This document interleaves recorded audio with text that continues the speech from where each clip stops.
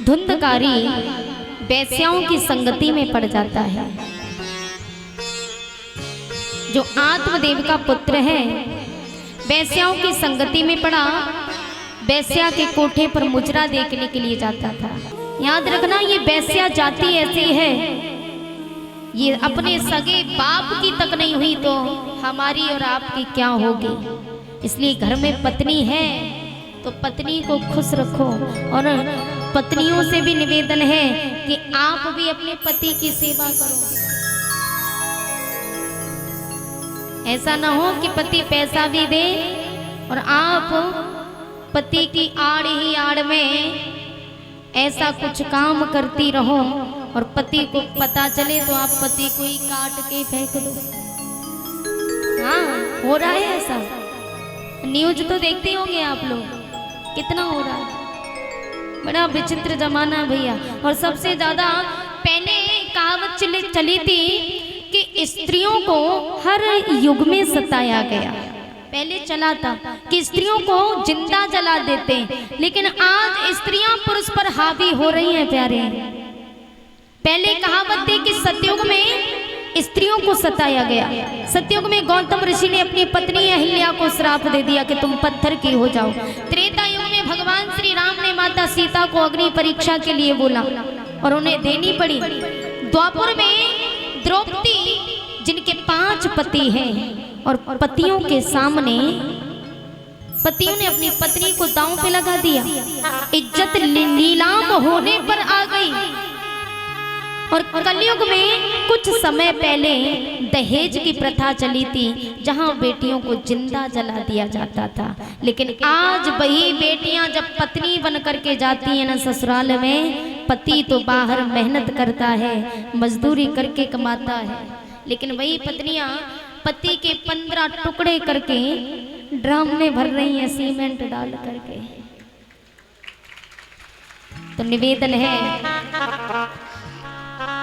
संस्कारी बहू बनो, गुणवान बनो, आप तीनों कुलों की लाज हो। तो इस लाज को कभी जाने मत देना। बेटी वही जिसकी पीहर से डोली उठे और ससुराल से अर्थी जाए, वही बेटी है प्यारे। असली बेटी उसी को कहते हैं। ये नहीं अब भैया सास दामाद के साथ में भाग रही है, क्या किया जाए। बड़ा विचित्र जमाना आ गया है।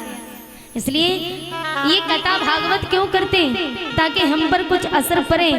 हम कथा की कुछ बातें घर ऐसी ले जाएं जो हमारा जीवन धन्य कर दे, जीवन तरण हो जाए हमारा। ये नहीं कि इधर से सुनो और इधर से निकाल दो, घर जाओ सब भूल जाओ। ऐसा मत करना। आपसे निवेदन है कि आप अपनी पत्नी की देखभाल करें। और आपसे भी निवेदन है मैया कि आप भी अपने पतियों की सेवा करो, क्योंकि कहते कि भला है बुरा है जैसा भी है, मेरा पति मेरा देवता। पति परमेश्वर है, भगवान विष्णु का रूप पति है, तो आप भी लक्ष्मी स्वरूपा हो। इसलिए माता लक्ष्मी की नाक मत कटाओ। माता लक्ष्मी भी देख रही होंगी कि मेरा अंश, जिसको मेरा स्वरूप बोला गया, माता लक्ष्मी भी अपनी नजरें बंद कर रही होंगी आपके लोगों की हरकतें देख करके। क्या स्त्री है। इसलिए निवेदन है कि आप सब मिलजुल करके रहो। अपने परिवार की स्त्रियों के हाथ में ही होता है सब कुछ। स्त्री चाहे तो घर को स्वर्ग बना दे और स्त्री चाहे तो घर को नरक बना दे। बोलो राधे राधे। आत्मदेव जी ने अपने पुत्र को समझाने की कोशिश की कि पुत्र, तुम जिस मार्ग पर चल रहे हो ना, ये रास्ता ठीक नहीं है, इस रास्ते को छोड़ दो। धुंधकारी अपने पिता पर हाथ उठा देता है, हावी हो गया। पिता की आंखों में आंसू भर आए। पिताजी रोते हुए अपने छोटे पुत्र गौकर्ण जी के पास में पहुंचे और गौकर्ण जी से कहा कि पुत्र तुम ही बताओ मैं क्या करूं। अगर मैं घर गृहस्थी को संभालूं तो घर में कोई ऐसा व्यक्ति नहीं जो मेरी बात को माने, और अगर वन में जाकर के भगवान का भजन करूं तो मेरे मन में वैराग्य नहीं। बताओ मैं क्या करूं। तो गोकर्ण जी ने बड़ी सुंदर बात कही, देहिस्तिमाम सर्धिरे अभिमतिं तेज तुम जहाय सुता दिसु सुदा ममतम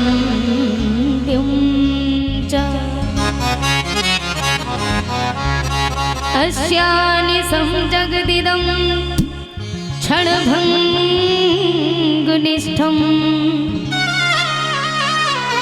वैरागिरागरसिको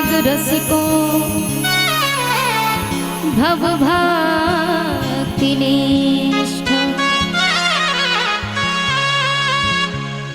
गोकर्ण जी कहते हैं, पिताजी मनुष्य की सबसे बड़ी गलती कौन सी है कि मनुष्य अपने शरीर को ही आत्मा मान बैठा है। बताइए, हमारा शरीर आत्मा है? नहीं है। ये शरीर तो मिट्टी का है, पंच तत्वों से बना है। जल, वायु, आकाश, पृथ्वी, अग्नि, 5 तत्वों से मिलकर के शरीर बना है। मरने के बाद पांचों तत्वों में विलीन हो जाते हैं। लोग जब चेहरे को शीशे में देखते हैं ना, अहंकार करते हैं, अरे मैं कितना सुंदर हूँ, मैं कितनी सुंदर हूँ, इस बात का अहंकार करते हैं। लोग अपनी आंखों को देखते हैं, अरे मेरी आंखें कितनी सुंदर हैं। लेकिन प्यारे, हम जिस बात का घमंड करते, अहंकार करते हैं, जिन पर हम गर्व करते हैं ना, ये कहते कि ये आंखें हमारी हैं। बताइए, क्या ये आंखें हमारी हैं? नहीं है। क्यों नहीं है? कारण ये आंखें हमारी इसलिए नहीं है क्योंकि जवानी के साथ ही हर कोई होता है। बताओ, सही बात है कि नहीं? आप पर जब तक जवानी है ना, जो आपका अपना नहीं होगा वो भी अपना बन के दिखाएगा, क्योंकि आप पर जवानी है। इसलिए सच है, लेकिन कड़वा है। और जब जवानी ढल जाती है ना, बुढ़ापा आता है, तो बुढ़ापे में जब जवानी होती है तब ये आंखें भी साथ देती हैं, और जब बुढ़ापा आता है ना तो ये आंखें भी साथ छोड़ देती हैं। अगर ये आंखें हमारी होती, हम कहते रे भाई हमें कम दिखाई क्यों दे रहा है, हमारा आदेश है, अरे साफ साफ दिखाई दो। लेकिन ये आंखें नहीं सुनती, तो ये आंखें भी हमारी नहीं है, ये कर्ण भी हमारे नहीं, ये कान भी हमारे नहीं, ये कर हमारे नहीं, ये शरीर हमारा नहीं, तो फिर हम हैं कौन? हमारा तो शरीर शुद्ध धातुओं से बना है। त्वक, चरण, मांस, हृदय, रेत, मज्जा, हड्डी, इन शुद्ध धातुओं से हमारा शरीर बना है। लेकिन शरीर, हमारा शरीर ही सब कुछ नहीं है, तो फिर हम हैं कौन? गोकर्ण जी कहते हैं, पिताजी हम तो एक दिव्य चिन्मयी शाश्वत अविनाशी आत्मा है। ये हमें जानना ही होगा, ये हमें मानना ही होगा कि हम कौन हैं। हम एक दिव्य चिन्मयी शाश्वत अविनाशी आत्मा है, और कुछ नहीं है प्यारे। जो मैं करते रहते हो ना, ये मेरा वो मेरा, मैं का अहंकार घमंड मन में अपना करके रखते हो, ये सब यही पड़ा का पड़ा रह जाएगा।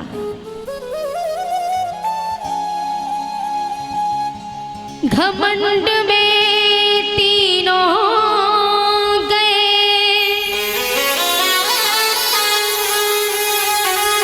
बल, बुद्धि और बंस,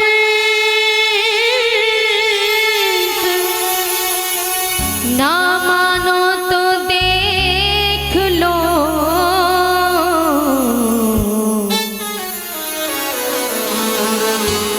रावण को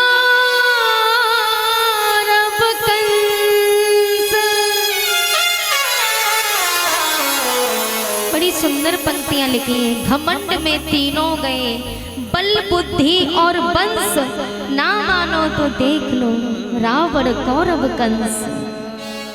क्या बात है।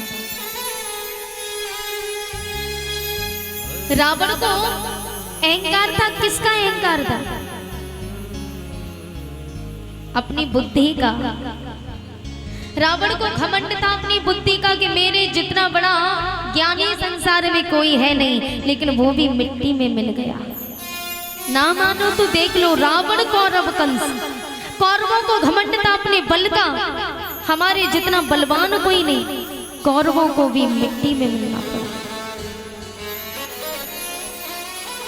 कौरवों को घमंड अपने वंश का था, हम इतने भाई हैं और हमारी सेना भी अनंत है, हम 100 भाई हैं और सेना अनाप शनाप है, अनंत है। तो कौरवों को वंश का घमंड था, लेकिन कंस को अपने बल का घमंड था, लेकिन तीनों का घमंड चूर हो गया। कहते ना प्यारे कि झुकता वही है जिसमें जान होती है, कि झुकता वही है जिसमें जान होती है, वरना अकड़ना तो मुर्दे की पहचान होती है। प्यारे मुर्दे को देखे हो, मुर्दा जब पड़ा होता है ना, लोग मर जाते हैं और मरने के बाद जब वो मुर्दा पड़ा होता है जमीन पर, 2-4 घंटे उसको पड़े रहने देना, उसके अंदर अपने आप अकड़ आ जाएगी, अकड़ जाएगा। हम तो जीते जागते इंसान हैं, हम तो मुर्दा नहीं है ना। तो जब हम मुर्दा नहीं तो जीते जागते क्यों अकड़ दिखा रहे हो भाई? प्रेम से जीवन को जियो, ये आपका अपना जीवन है। इस पर अकड़ दिखाना, उस पर अकड़ दिखाना, माता पिता यदि घर में कुछ कह दे तो माता पिता को अकड़ दिखाना, जीवन इसी में बिता दिया। तो आप तो मुर्दे से कहीं बदतर हो गए, मुर्दे से बढ़ के आप हो गए। वो तो घोषित कर दिया गया कि हाँ मुर्दा है, इसलिए उसके अंदर अकड़ है, लेकिन आप जीते जागते इंसान हो।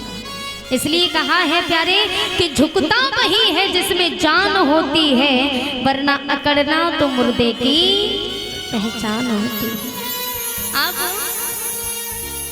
एक प्रैक्टिकल करके देखना, अगर मैं झूठ बोल रही हूं तो आप कल ही प्रैक्टिकल करना। और प्रैक्टिकल ये है कि एक ऊंचे से पहाड़ पर आप चढ़ना, 4 लोगों को आप अपने साथ लेके जाना और उन 4 लोगों को जमीन पर नीचे खड़ा कर देना। आप अकेले ऊंचे से पहाड़ पर चढ़ना। आप जब पहाड़ पर चढ़ोगे तो आपको झुकना ही पड़ेगा प्यारे, बगैर झुके हुए आप पहाड़ पर नहीं चढ़ सकते। और जब झुक करके आप पहाड़ की चोटी पर पहुंचोगे ना, नीचे लोग खड़े होंगे, वो भी ताली बजा के कहेंगे अरे भैया देखो झुकता हुआ ऊंचाइयों को छू रहा है। लेकिन आप जब उस पहाड़ से नीचे उतर के आओगे ना, तो आपका शरीर अपने आप अकड़ जाएगा, अपने आप नीचे उतर के आओगे तो नीचे लोग खड़े होंगे, वो कहेंगे अरे भैया देखो इसके अंदर तो अकड़ आ गई, इसलिए नीचे आ रहा है।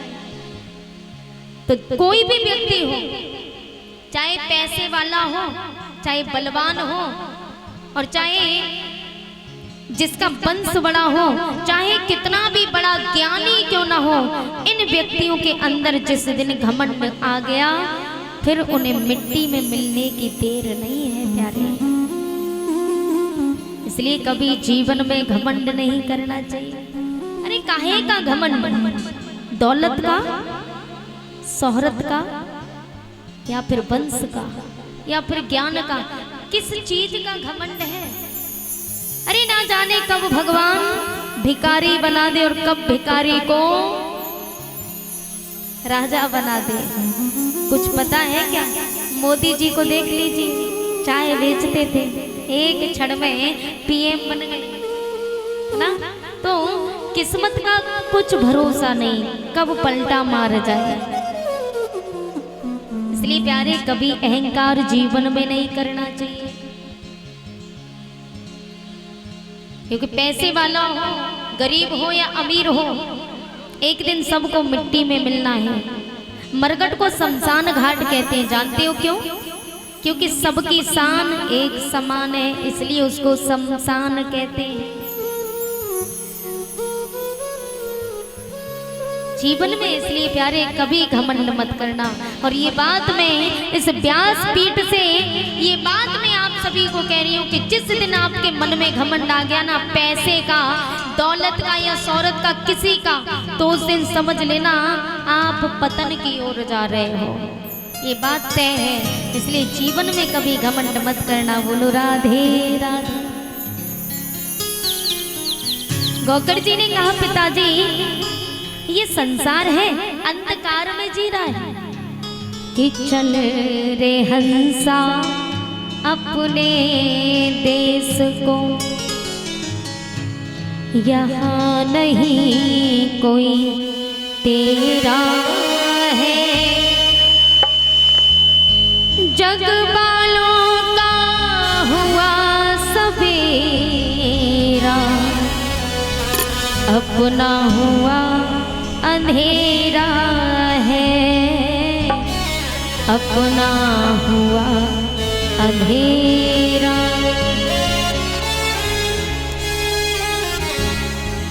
गोकर्ण जी कहते हैं कि पिताजी धर्म की दो बातें, धर्मम भजस्य सततम त्योजलोक धर्मः सेवस्य साधु पुरुषांत जेहि काम कृष्णा। धर्म की दो बातें, एक लौकिक धर्म और एक भागवत धर्म। सब प्रकार से मन को हटा के भागवत में लगा देना ही भागवत धर्म है।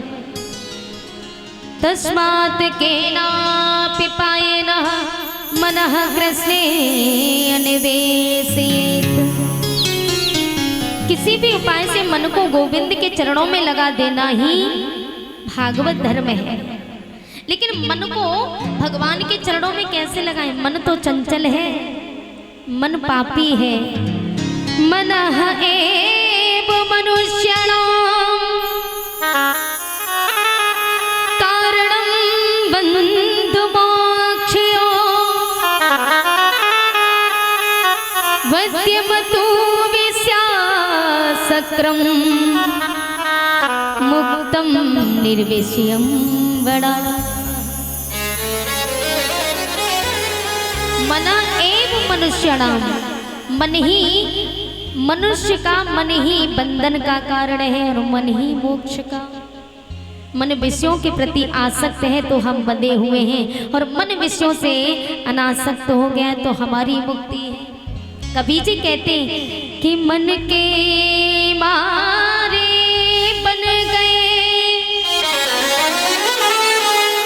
अजीबन तज बस्ती माहे, कहे कबीर मन लालची ये कहूँ ठहरत ना। ये मन बड़ा लालची है, मन चंचल है, मन पापी है। ये एक स्थान पर स्थिर नहीं रहता। मन चाहे तो एक सेकंड में मुंबई घुमाएगा, हम नहीं पहुंच पाएंगे, लेकिन ये एक सेकंड में मुंबई घुमाएगा। हवा से तेज गति मन की है, ये तो गति है अटपटी झटपट लखे न कोई। और जब मन की खटपट मिटे तो दर्शन झटपट हो। लेकिन मन की खटपट कहाँ मिटती है प्यारे? संसार की खटपटों में लगे रहते हैं।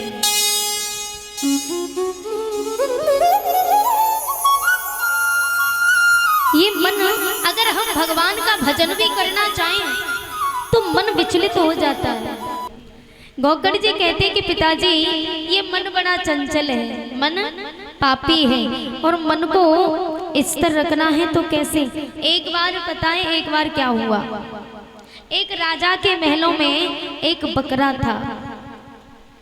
राजा के महलों में बकरा था तो राजा ने ऐलान किया कि जो भी हमारे इस बकरे को झिका के लाएगा हम उसे आधा राज्यपाट दान कर देंगे। दरबार में सब राजी हो गए। बोले, कहते ना कि लालच बुरी बला है। अब आधे राज्यपाट का लालच था, सब तैयार हो गए। बोले महाराज हम लाएंगे, हम लाएंगे। बोले ठीक है, मौका सबको दिया जाएगा। पहले दिन पहला दरबारी बकरे को लेकर के जंगल में पहुंचा और बकरे को लेके वन में गया तो सुबह से लेकर के शाम तक इतनी घास खिलाई, इतनी घास खिलाई कि उसका इतना पेट निकल आता है। बकरे का पेट निकल आया, शाम हो गई तो बकरे को दरबार में पेश किया। बोले महाराज हम आपके बकरे को झिका लाए। झिका लाए? हाँ। तो उसी समय राजा ने थोड़ी सी घास बकरे के सामने डाली तो बकरे ने मुंह मार दिया घास में। बकरे की तो आदत है भैया मुंह मारने की। हाँ, आपने देखा होगा जब आप ले जाते हो ना चुगाने के लिए, अपने खेत में कितनी भी अच्छी हरी भरी घास हो लेकिन दूसरे के खेत में मुंह जरूर मारेगा। सबके एक एक करके सब तैयार होते गए, सबके साथ ऐसा ही होता गया और सबको राजा जेल में बंद करते गए। एक दिन एक संत जी आए। संत जी ने कहा महाराज आपके बकरे को हम झिका के लाएंगे। और जब ये बात कही ना तो संत जी ने कहा ठीक है, हम जाते और हम आपके बकरे को झिका करके लाएंगे। सुबह होते ही संत जी बकरे को लेकर के गए। जंगल में थोड़ी बहुत घास खिलाई तो संत जी के पास एक मोटी सी लाठी थी। प्यारे, बकरा जैसे ही घास खाता था संत जी उसके मुंह में खींच के लाठी देते। बकरा थोड़ी देर हड़बड़ा के खड़ा हो गया। थोड़ी देर खड़ा रहा, थोड़ी देर बाद फिर घास खाने के लिए मुंह बढ़ाया तो संत जी ने फिर उसके मुंह में लाठी दी।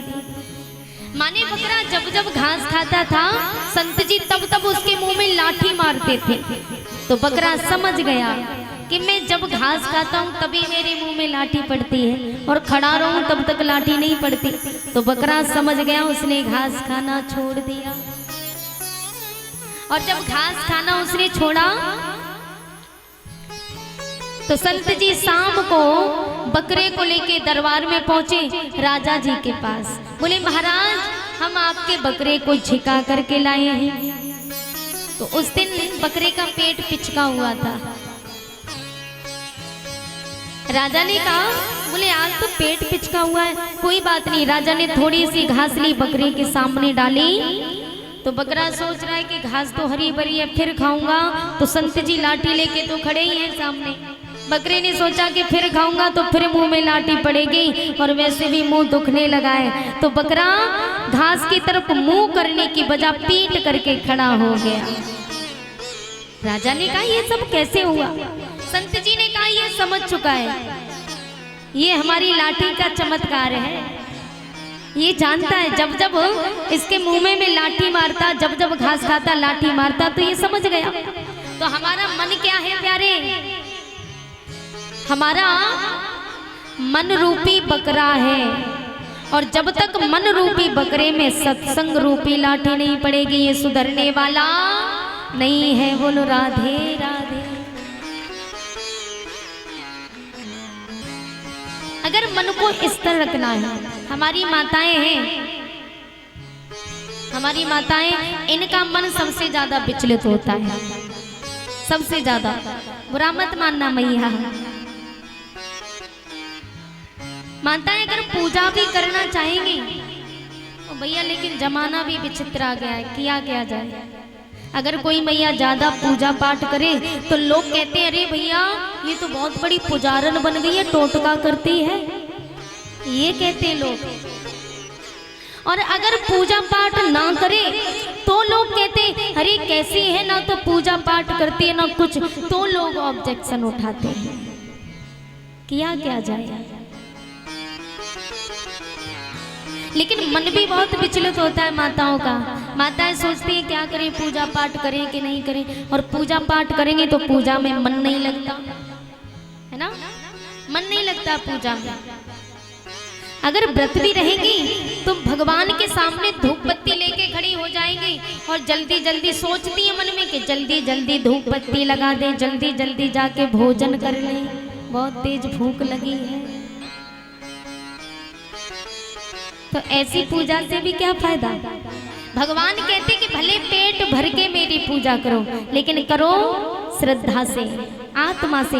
अगर पेट भरा होगा, भोजन करके पूजा करोगे तो पेट भरा है तो भगवान की पूजा में मन लगेगा, क्योंकि पेट भरा हुआ है। तो किसी चीज की टेंशन नहीं। तो भगवान कहते हैं भले पेट भर के पूजा करो लेकिन करो आत्मा से। और पूजा भी करना नहीं आता। मन अगर चंचल है, मन इधर उधर भटकता है, तो मेरे पास एक तरकीब है, बताऊं? मन स्थिर रहेगा। जब तक कथा चल रही है कथा सुनो ध्यान पूर्वक, और कथा विराम लग जाए, जब हम अपने यहाँ से चले जाएं हम, तो आप लोग अपने घर में रहोगे, झाड़ू लगाओ तो भगवान का भजन करो कि श्रीमन नारायण नारायण नारायण भजमन। अच्छा एक बात कहें, कल हमने जो बात कही थी उस बात से फर्क तो आया है, ऐसी बात नहीं है। इस बात से हम बहुत खुश हैं। और यहाँ के भक्त इतने अच्छे हैं, बहुत ही अच्छे। बाजी जगह जाते हैं कथा करने के लिए तो बहुत कहते हैं मैया बोलो ताली बजाओ, लेकिन शर्म इतनी खाई जाती है कि हंसती रह जाती है, ना ताली बजाती ना बोलती है। लेकिन यहाँ के भक्त बहुत ही अच्छे हैं। बहुत बहुत धन्यवाद। अगर आप झाड़ू लगाओ तो भगवान का भजन गुनगुनाती रहो, कुछ बिगड़ जाएगा क्या? नहीं बिगड़ेगा ना, क्योंकि झाड़ू हाथों से लगा रहे, मुख से तो नहीं लगा रहे, मुंह हमारा फ्री है। बर्तन साफ करो तो मन में गुनगुनाती रहो, भज मन नारायण नारायण श्रीमन नारायण। और भाइयों से भी कहना है, आप भी कहीं बाहर जाओ तो आप भी भगवान का नाम गुनगुनाते रहो, मन में लेते रहो, तो मन अपने आप स्थिर रहेगा। लेकिन मैंने तो देखा है काफी बहनों को, अगर गली से गुजरती हुई भी जा रही होंगी ना, तो भगवान का भजन करना तो भाड़ में गया, फिल्मी गाने गाती जाती हैं। कैसे कि साजन मेरा उस पार है मिलने को। देखो हम नहीं कह रहे, हम नहीं कह रहे, हम तो केवल हिंट दे रहे हैं, बाकी के ये सब बोल रहे हैं। और यहाँ बोल रहे हैं, बोलने के साजन मेरा उस पार है मिलने को दिल बेकरार है। तो इन गानों में कितनी रुचि है, कितनी जल्दी बोल गए। अगर गाना है तो प्रभु का भजन करो। सभी तरह हाथ ऊंचे उठा के बोलेंगे कि भज मन नारायण नारायण नारायण श्रीमन नारायण नारायण नारायण बोलो नारायण। क्या बात है, बहुत सुंदर। श्रीमन नारायण नारायण। हम जब काम कर रहे हैं तो काम करते जाओ, नाम लेते जाओ, बस हो गया भजन।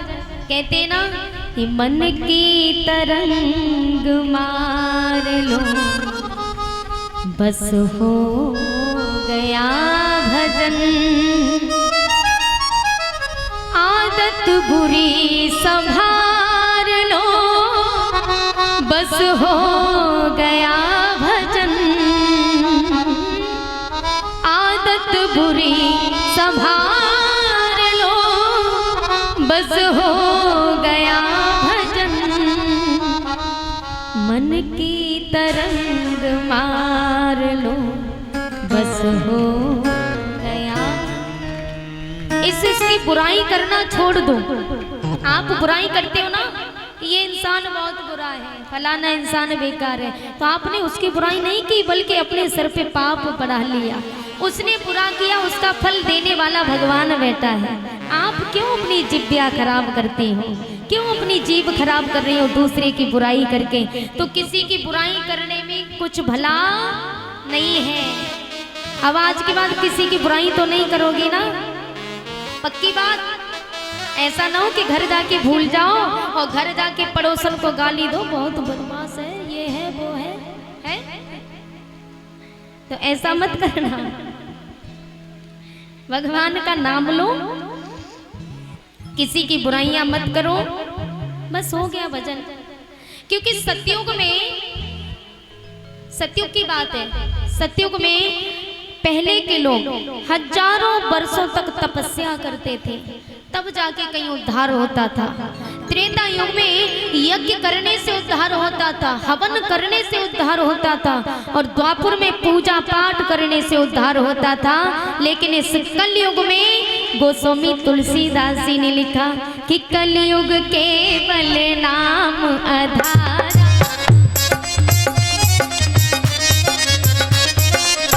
कलयुग केवल नाम आधारा, कलयुग केवल नाम आधारा, केवल नाम आधारा, कलयुग केवल नाम आधारा, कलयुग केवल नाम आधारा, सुमेरे सुमेरे नर उतरे पारा, सुमेरे सुमेरे नर उतरे पारा, सुमेरे सुमेरे नर उतरे पारा, गोस्वामी तुलसीदास जी ने लिखा कलयुग केवल नाम आधारा, कलयुग में केवल नाम लेते रहो, सुमेरे सुमेरे नर उतरे पारा।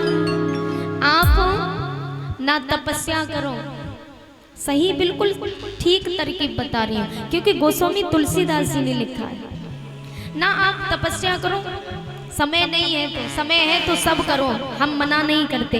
अगर समय नहीं है, पूजा पाठ में मन नहीं लगता, हवन में मन नहीं लगता, तो सबसे अच्छी तरकीब ना आप तपस्या करो, ना हवन करो, ना यज्ञ करो, और ना पूजा पाठ करो, केवल काम भी करती जाओ, नाम लेती जाओ, बस उद्धार हो जाएगा। बोलो राधे राधे।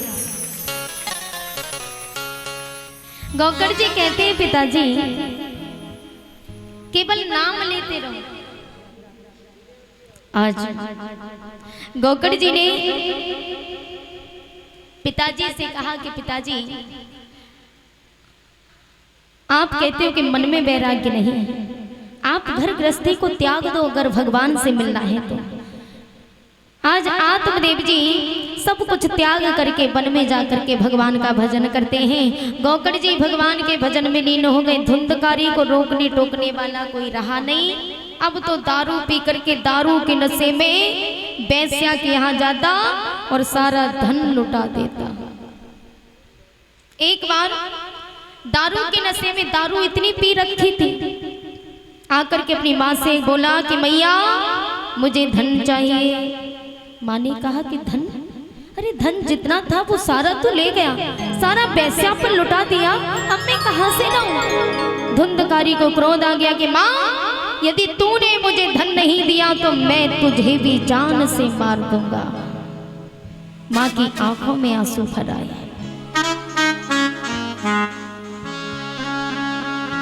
माँ ने कहा पुत्र के हाथों से मरने से तो अच्छा है कि मैं स्वयं अपने प्राणों को त्याग दूं। गांव के बाहर एक कुआं था। माँ ने कहा कि पुत्र मैं तुझे सुबह धन दूंगी, अभी तू नशे में है। पुत्र तो सो गया, लेकिन उस माँ को नींद नहीं आई। माँ तड़पती रही, बिलखती रही और मरने का निश्चय करके गांव के बाहर एक कुआं था, कुएं में जाकर के कूद करके अपने प्राणों को त्याग दिया। माँ मर जाती है। पुत्र को पता चला कि मेरी माँ इस दुनिया में नहीं है, तो वो धुंधकारी और ज्यादा दारू पी करके बेस्या के कोठे पर गया। बेस्या ने देखा कि अब इसके पास धन नहीं, ये हमारे किसी काम की नहीं है। आज वो मैया अपने प्राणों को त्याग देती है। धुंधकारी को पता चला मेरी माँ इस दुनिया में नहीं रही। धुंधकारी बेस्या के कोठे पर गया। बेस्या ने देखा इसके पास धन नहीं है, किसी काम का नहीं है। तो बेस्या ने जाकर के चारपाई पर लेटा हुआ था दारू के नशे में, रस्सी से बांध दिया चारों तरफ से, और बांधने के बाद चाकू लेकर के आई। दोनों हाथों से चाकू का प्रहार किया प्राण निकल जाते हैं धुंधकारी के, उसी जगह पर गड्ढा खोद करके उसका दाह संस्कार किया। आत्मा अधोगति में चली जाती है, आत्मा भटकने लगी। गौकर्ण जी को पता चला, गौकर्ण जी ने पिंडदान भी किया, फिर भी आत्मा को शांति नहीं मिली। भगवान ने उठा के अधोगति में पटक दिया, पड़े रहो। ऐसा ही करते हैं भगवान किसके साथ पता है? जो आत्महत्या करके मरते हैं। कुछ लोग होते हैं जो फांसी लगा करके मर गए, कुछ लोग जहर खा करके मर गए, ऐसा बहुत चल रहा है। तो मेरी बात जीवन में याद रखना, भगवान ने ये सुंदर शरीर दिया है ना मनुष्य का, ये भगवान की देन है जो हमें सुंदर शरीर मनुष्य का दिया। और हम एक क्षण में जरा से क्रोध आने पर और हम एक क्षण में अपने प्राणों को त्याग दें, भगवान को बुरा लगता है। प्यारे, मैंने जिस व्यक्ति को सुंदर शरीर दिया, सुंदर तन दिया और इसने अपने प्राणों को त्याग दिया, तो भगवान उठा करके अधोगति में डाल देते, पड़े रहो। लोग कहते ना कि जब तक उम्र पूरी नहीं होगी तब तक जन्म नहीं मिलेगा, तो ऐसा नहीं है प्यारे, ऐसी बात नहीं है कि जब उम्र पूरी हो जाएगी तभी जन्म मिलेगा। अरे भगवान तो न जाने 4 जन्म तक, 5 जन्म तक अधोगति में डाल दे, पड़े रहो, भटकते रहो इधर उधर प्रेत योनियों में। तो इसलिए प्यारे, इस जीवन को कभी खोना मत। अगले जन्म में क्या भरोसा भगवान ने इंसान बनाया कि नहीं बनाया। अरे नाली में रेंगने वाले कीड़े मकोड़े बना करके भेज दें। अरे किसी दिन जो नाली में कीड़े मकोड़े रेंग रहे हैं ना, अरे वो कीड़े मकोड़े भी किसी दिन इंसान थे। उन्होंने कुछ तो ऐसे कर्म किए होंगे जो भगवान ने कीड़े मकोड़े बना करके भेज दिया, जो कीचड़ में नाली में रेंगते हैं। इसलिए आप भी ऐसे कर्म मत करो जो भगवान कीड़े मकोड़े बना करके भेज दें और आप नाली में कीचड़ में रेंगो। अभी कितना सुंदर जीवन है, सुंदर वस्त्र पहन के बैठे हो, सुंदर सा श्रृंगार करके बैठे हो, सुंदर सुंदर आभूषण हैं, ये सुंदर जीवन नहीं तो क्या है। जो इच्छाओं को खाते हो, जहाँ जाना चाहो वहाँ जाते हो, इससे अच्छा जीवन किसी का हो सकता है क्या? नहीं हो सकता। धुंधकारी की आत्मा जब अधोगति में चली गई, गौकर्ण जी ने पिंडदान भी किया, आत्मा को शांति नहीं मिली। अंत में एक दिन गौकर्ण जी भगवान का भजन कर रहे थे, और जब भगवान का भजन करते समय धुंधकारी कभी बकरे का रूप धारण करके, कभी सूकर का, कभी गधे का रूप धारण करके जाने लगा। गौकर्ण जी ने कहा कि भैया तुम कौन हो, क्यों हमें इस तरीके से परेशान करते हो। धुंधकारी के अंदर बोलने की शक्ति नहीं थी जो बोल के अपना नाम बता सके, लेकिन रोता था। गौकर्ण जी ने अंजनी में जल लिया, मंत्र का जाप करके जल का छिड़काव मारा, अपने रूप में धुंधकारी आ गया, चरणों में गिर गया। भैया मैं अधोगति में चला गया हूँ, एक वेश्या के हाथों से मेरी मृत्यु हुई है, मैं अधोगति में चला गया हूँ, भैया मेरा उद्धार करो। तब गौकर्ण जी ने सूर्यदेव भगवान का ध्यान किया। सूर्यदेव भगवान से कहा, प्रभु आप ही बताओ मैं क्या करूं। सूर्यदेव भगवान ने कहा, मद भागवता मुक्ति सप्ताहं वाचनं कुरु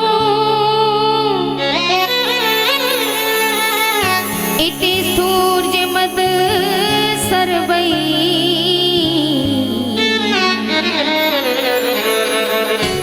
धर्मरूपं त्वविस्तृतम्।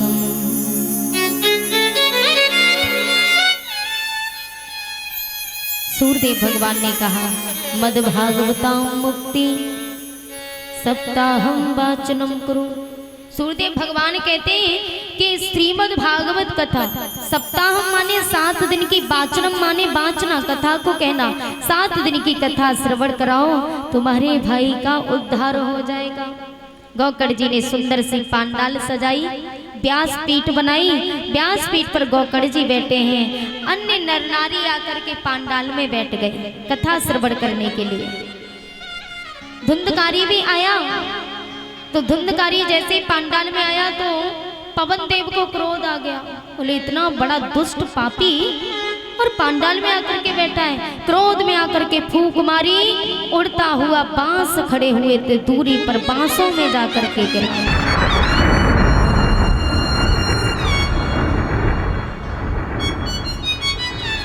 और जब बांसों में जाकर के गिरा, 7 घंटी का बांस था। 7 घंटी के बांस पर बैठ करके 7 दिन की कथा श्रवण की। कथा श्रवण करने के बाद आकाश से विमान आया। उस विमान में बैठ करके गोकर्ण धुंधकारी भगवान के परम धाम को चला गया। बोलिए भागवत महापुराण। अन्य नर नारी पांडाल में बैठे थे।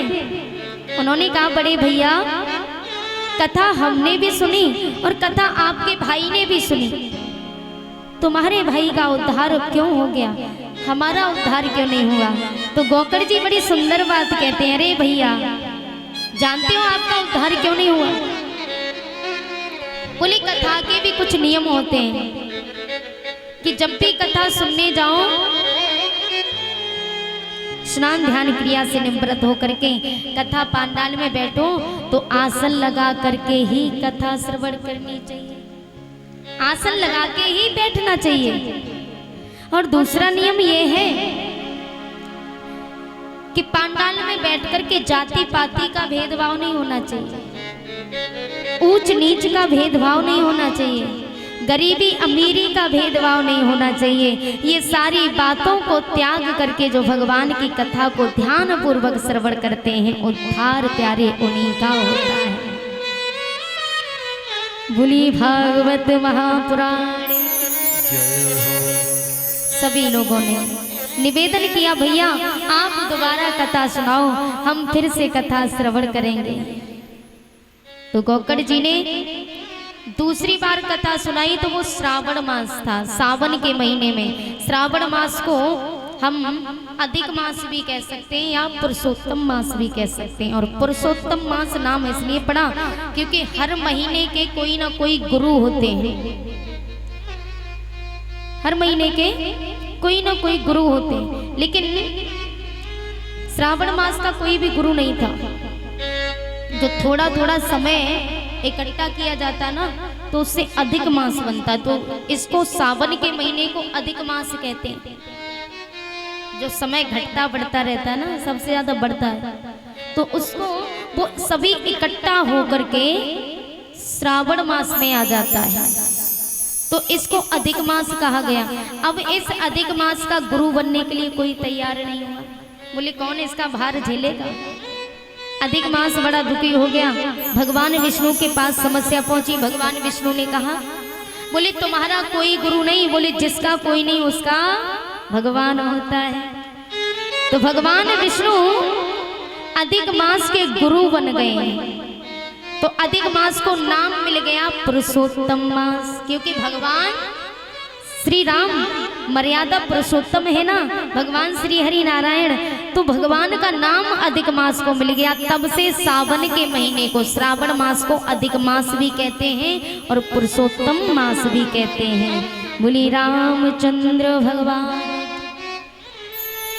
सावन के महीने में कथा बड़ी पुनीत की होती है प्यारी। श्रावण मास में कथा को करना, कथा को श्रवण करना, ये सबसे पुनीत माना गया है, क्योंकि अधिक मास है, ऊपर से पुरुषोत्तम मास, भगवान विष्णु की कृपा। तो श्रावण के मास में कहते कथा नहीं करनी चाहिए, श्रावण के मास में कथा करनी चाहिए। बोली गोविंद भगवान। आज गोकर्ण जी ने उद्धार किया।